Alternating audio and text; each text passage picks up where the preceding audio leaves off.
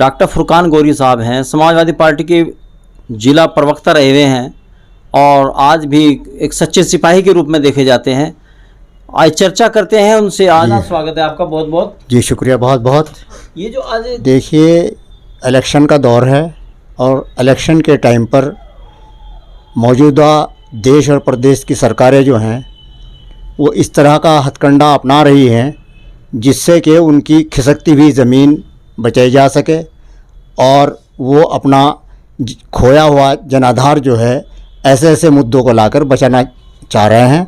मात्र उन्हें देश की जनता से कोई लगाव नहीं है, उन्हें सिर्फ़ और सिर्फ कुर्सी की फ़िक्र है और वो ये चाहते हैं कि किसी भी तरह से प्रचंड बहुमत के साथ आए। डॉक्टर फुरकान गौरी साहब, जो आज की राजनीति है इसको आप किस रूप में देखते हैं? देखिए आज की राजनीति के बारे में तो कल हमारे प्रधानमंत्री जी सहारनपुर आए थे और उन्होंने अपना एक बयान दिया है कि देश की जनता ये बताए कि गुंडे, माफिया, बदमाश जेलों में रहने चाहिए या महलों में रहने चाहिए। तो बात तो उनकी सही है कि गुंडे और बदमाश जितने हैं ये जेलों में रहने चाहिए, इनकी जगह महलों में नहीं है। लेकिन खीरी का जो एक बहुत बड़ा घटनाक्रम हुआ है 3 अक्टूबर में हुआ था, हाँ, उसके जो मुख्य आरोपी हैं तो चंद दिनों के बाद ही जेल से छूट के बाहर आ जाते हैं, दनदनाते हुए घूमते फिरेंगे। तो जो इतने संगीन मामले में जेल में नहीं रह पाए और दूसरी तरफ जहां आज़म खान साहब जो सांसद भी हैं और एक उनका राजनीतिक चरित्र है, वो 2 साल से जेल के अंदर बंद हैं, उनकी ज़मानत 2 साल के बाद भी नहीं हो रही, चुनाव का नॉमिनेशन करने के लिए भी उन्हें इजाज़त नहीं मिली है। और दूसरी तरफ चंद दिनों के बाद ही इस तरह के लोग जेल से बाहर आ रहे हैं। तो मोदी जी की कथनी में और करनी में तो बड़ा अंतर है। तो ये दर्शाती है कि राजनीति किस ओर जा रही है। तो मैं समझता हूँ कि देश में इस तरह की राजनीति नहीं होनी चाहिए। इनके झूठे वादे हुए हैं, जिस तरह से इन्होंने जनता का बेवकूफ़ बनाया है और आज प्रदेश की तमाम जनता इन्हें झूठा साबित करके समाजवादी पार्टी और गठबंधन के साथ है। और यहाँ आपने देख भी लिया होगा कि कल जो 58 सीटों पर चुनाव हुआ है वहाँ समाजवादी पार्टी और आरएलडी के प्रत्याशी बढ़त बनाए हुए हैं। उन्होंने साफ तौर से मैसेज दे दिया है कि अब बीजेपी की जो गुंडागर्दी है वो चलने वाली नहीं है और 10 मार्च को जब बक्से खुलेंगे ईवीएम मशीन से समाजवादी पार्टी और आरएलडी के कैंडिडेटों की जीत ये साबित करेगी कि उत्तर प्रदेश में सिर्फ़ और सिर्फ अच्छा शासन जो है वो समाजवादी पार्टी ही दे सकती है। डॉक्टर फुरकान गौरी साहब, ये कर्नाटक में जो कॉलेजों में, यूनिवर्सिटियों में जो हिजाब का मामला तूल पकड़ता जा रहा है, इसके परिप्रेक्ष्य में क्या कहेंगे आप? देखिए हिजाब एक सिर्फ मुसलमानों में ही नहीं है। मुसलमान तो बुर्का पहनता है, हमारी हिंदू बहनें बहुएं जो हैं वो घूंघट करती हैं। अभी आपने देखा होगा कि पोलिंग बूथ पर हमारी जो हिंदू बहनें, हमारी बहुएं वोट डालने के लिए गई हैं तो ज़्यादातर उन लोगों ने घूंघट लगाए हुए थी, घूंघट निकाल रखा था।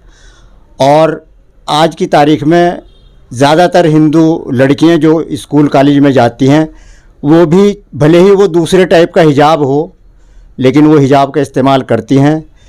ईसाइयों में भी हिजाब है और आप देखते होंगे कि हमारे सिख भाइयों के यहाँ जो उनका पाठ होता है उसमें कोई भी हमारी बहन बग़ैर हिजाब के, चाहे वो सर पे उनका पल्लू ही क्यों ना हो, वो हमेशा हिजाब में रहती हैं।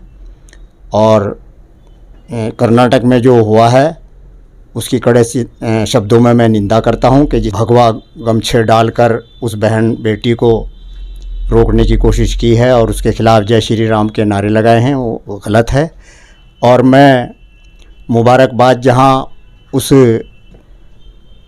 मुस्कान बेटी को देना चाहूँगा, वहीं उस कॉलेज के स्टाफ को और उनके प्रिंसिपल को भी मुबारकबाद पेश करना चाहूँगा, जिन्होंने उस बेटी की हिफाजत की और उन गुंडा तत्व जैसे लड़कों को रोकने का पूरा प्रयास किया।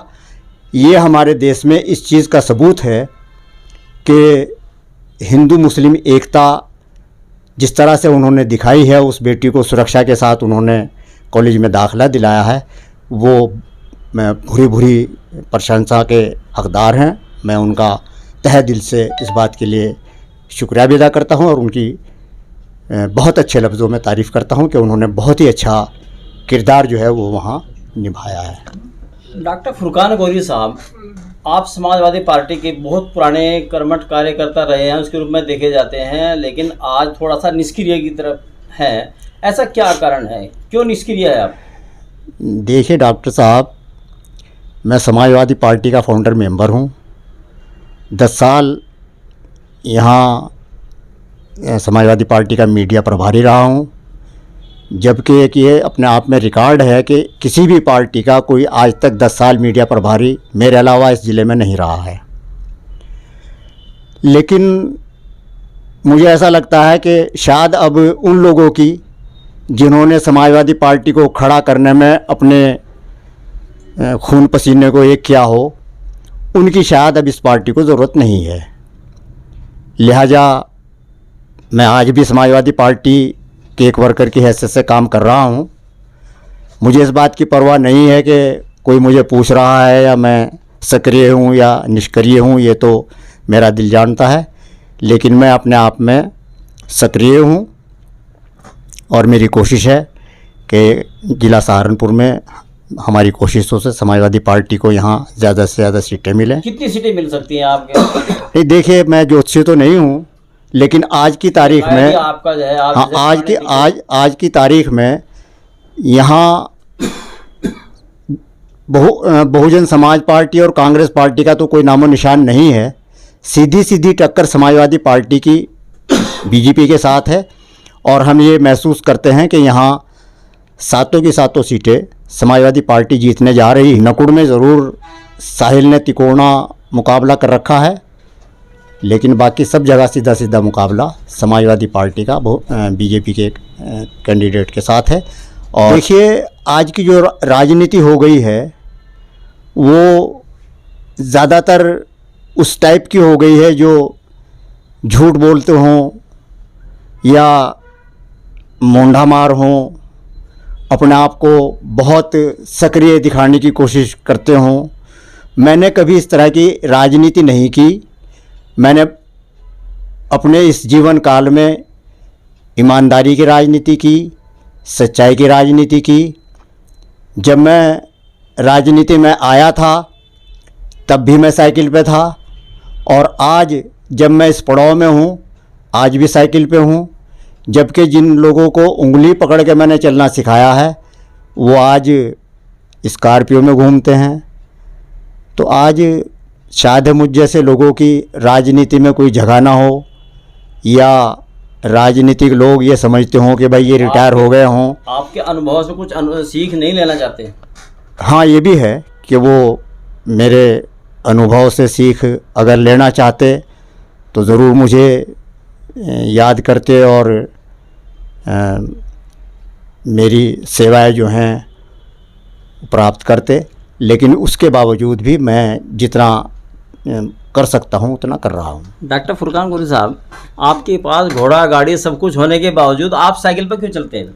ये आपका कहना दुरुस्त है कि मेरे घर कार भी है, मोटरसाइकिल भी है, लेकिन चूँकि मैंने अपनी ज़िंदगी साइकिल से शुरू की। अभी पिछले दिनों एक साइकिल यात्रा निकाली है समाजवादी पार्टी के कार्यकर्ताओं ने, तो कुछ लोगों ने मुझे कहा कि भाई आप साइकिल यात्रा में नहीं आए। तो मेरा जवाब था कि भाई ये साइकिल रैली जो निकली है ये तो उन लोगों की रैली है जो कभी साइकिल चलाते नहीं। मैं तो रोज़ साइकिल पे रहता हूँ, मेरी तो साइकिल रैली डेली रहती है और यही मेरी पहचान है। आज के दौर में सहारनपुर में अगर मेरा कहीं अनजान लोगों में मेरा जिक्र आता है तो वहाँ यही कहते हैं कि भाई वो साइकिल वाले नेताजी। कि हाँ वो कहाँ तक संतुष्ट है जो वर्तमान हालात में राजनीति? नहीं, वर्तमान हालात की जो ये कोई राजनीति है कि आज मैं समाजवादी पार्टी में हूँ, कल मैं बीजेपी में हूँ, परसों मैं लोकदल में हूँ, तो आज की राजनीति बहुत घटिया किस्म की राजनीति हो गई है। आज जो चापलूसी करने वाले लोग हैं वो नेता के पास बैठते हैं, विधायक के पास बैठते हैं, और जो शरीफाना अंदाज में राजनीति करते हैं उन्हें लोग समझते हैं कि भाई इन्हें पास बिठाने का शायद कोई लाभ ना हो। डॉक्टर फुरकान गौहरी साहब, हमारे जनपद में इमरान मसूद हैं जो चिर परिचित आप जानते हैं, उनके समाजवादी पार्टी में आने से क्या फ़र्क पड़ेगा या पड़ रहा है फ़र्क? नहीं, देखिए, समाजवादी पार्टी में उनके आने से फ़ायदा तो होगा, क्योंकि अगर वो कांग्रेस में रहते और उनके कैंडिडेट अलग से लड़ते तो जाहिर सी बात है कि कुछ वोट कटते और समाजवादी पार्टी को नुकसान होता। उनके आने से समाजवादी पार्टी को फ़ायदा तो हुआ ही है, इसमें कोई दो राय नहीं है। वह थी, अब तो उसका कोई मतलब ही नहीं रह गया है कि भाई ठोड़ पड़ा पत्थर भारी होता है। तो आज के हालात में ये आप देख भी रहे हैं कि जो नेता जहाँ जा रहे हैं किस हैसियत से और किस तरह से जा रहे हैं, और उनकी वहाँ कितनी इज्जत है और उनका कितना वहाँ मकाम है, ये सारी जनता देख रही है, सब कुछ पब्लिक के सामने है। तो मैं तो ये समझता हूँ कि इमरान बहरहाल बड़े नेता हैं और उनका ये फैसला है, तो वो समाजवादी पार्टी में आए हैं। कुछ जनपद वासियों को कुछ आप कहना चाहेंगे कुछ? हाँ, जनपद वासियों को मैं कहना चाहता हूँ कि जैसे 10 तारीख में 58 सीटों पर चुनाव हुए हैं और उनमें तमाम तर लोगों के सामने वहाँ का आंकड़ा आ गया है कि वहाँ समाजवादी पार्टी बढ़त बनाए हुए है। लिहाजा मैं अपने ज़िला सहारनपुर की जनता से अपील करना चाहूँगा कि समाजवादी पार्टी की सरकार बनने जा रही है, लिहाजा वो किसी गलतफहमी में ना रहकर समाजवादी पार्टी को वोट करें